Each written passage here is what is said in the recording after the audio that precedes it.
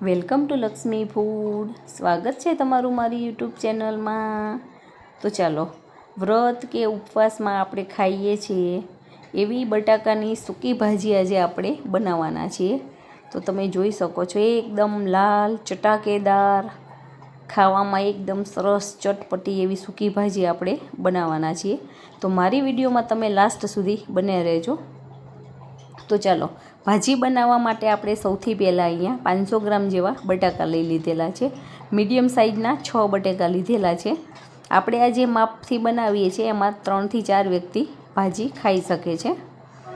તો આપણે બટાકાને સરસ ચોખ્ખા પાણીથી ધોઈ અને કુકરમાં લઈ લેવાના છે અને એની અંદર 2 ગ્લાસ જેવું પાણી નાખી કુકરનું ઢાંકણ બંધ કરી અને મીડિયમ ગેસની ફ્લેમ ઉપર આપણે એની 3 વિસલ કરી લેવાની છે. 3 વિસલ કરી લેવાની અને એની અંદર એર ભરી અને થોડીક વાર રહેવા દેવાનું છે. એર રિલીઝ થાય પછી આપણે જોઈ લઈશું. તો ચપ્પાની મદદથી આપણે આને પ્રેસ કરીને જોઈ લેવાનું છે તો આપણા બટાકા બફાઈ ગયા છે કે નહીં.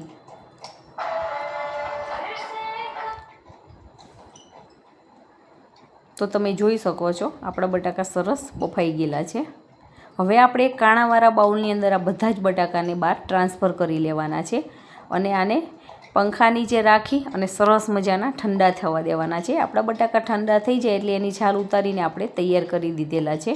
હવે ભાજીનો વઘાર કરવા માટે આપણે અહીંયા જીરું, મીઠા લીમડાના પાન, 2 લીલા મરચાં, સફેદ તલ, મરચું પાવડર, મીઠું, હળદર પાવડર, દળેલી ખાંડ, લીંબુનો રસ, ધાણા અને ટમેટું એક મીડિયમ સાઇઝનું લઈ લીધેલું છે.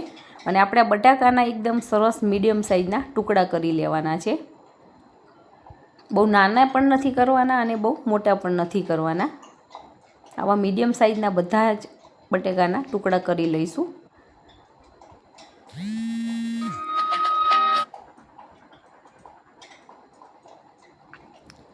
સરસ મજાના આવા ટુકડા થઈ ગયેલા છે. હવે આપણે ભાજીનો વઘાર કરવા મૂકી દીધેલો છે. તો અહીંયા આપણે 2 પાવડા જેવું ચોખ્ખું તેલ લઈ લીધેલું છે. તેલ સરસ ગરમ થઈ જાય એટલે આપણે એની અંદર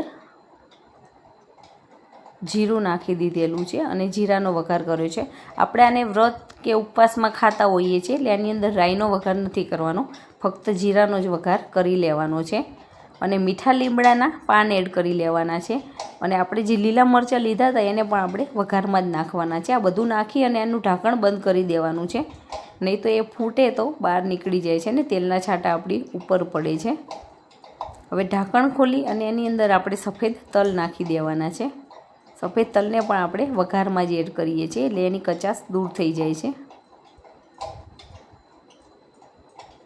અને તલ નાખ્યા પછી પણ આપણે ઢાંકણને થોડીક વાર બંધ કરી દેવાનું છે, કેમ કે તલ પણ તેલમાં ફૂટતા હોય છે એટલે એના છાંટા બહાર આવે છે.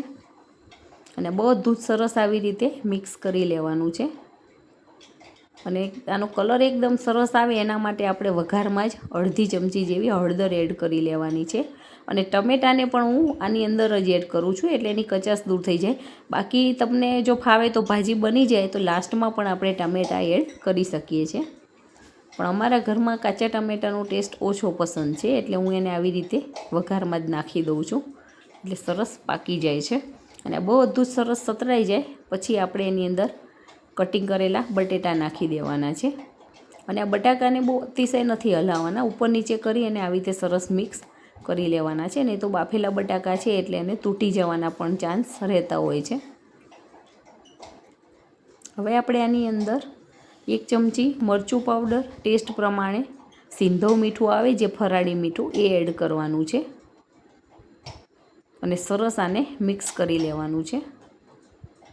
તો તમે જોઈ શકો છો આપણી ભાજીનો કલર એકદમ સરસ આવ્યો છે. આ ભાજીને આપણે થેપલા સાથે, રોટલી સાથે, પૂરી સાથે પણ સર્વ કરી શકીએ છીએ.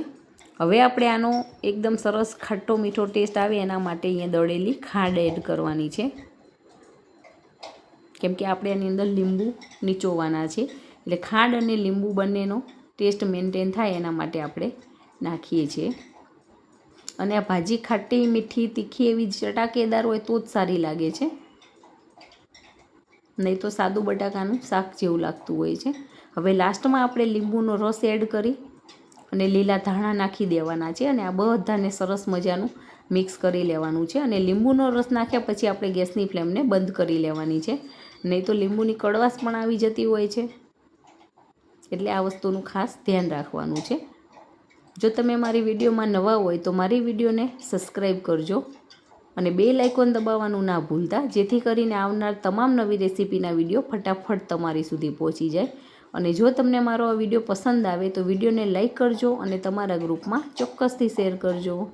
તો આપણી ભાજી બનીને સરસ તૈયાર થઈ ગઈ છે. તો એક સર્વિંગ બાઉલની અંદર લઈ અને આપણે ભાજીને સર્વ કરી લેવાના છીએ.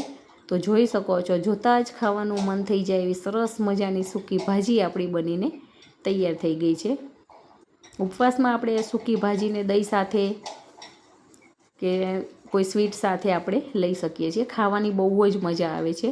ઘરમાં દરેકની ફેવરેટ એવી સૂકી ભાજી આપણી બનીને તૈયાર થઈ ગઈ છે. જો તમે પહેલી વખત બનાવતા હશો તો પણ તમારી ભાજી સરસ બનીને તૈયાર થવાની છે. તમે આ દરેક ટ્રીકને ફોલો કરજો અને વિડીયો મારો લાસ્ટ સુધી જોજો, તો તમને ક્યારેય તકલીફ નહીં પડે અને તમારી પણ ભાજી સરસ બનવાની છે. તો તમે પણ આવી રીતે બનાવો અને એન્જોય કરો.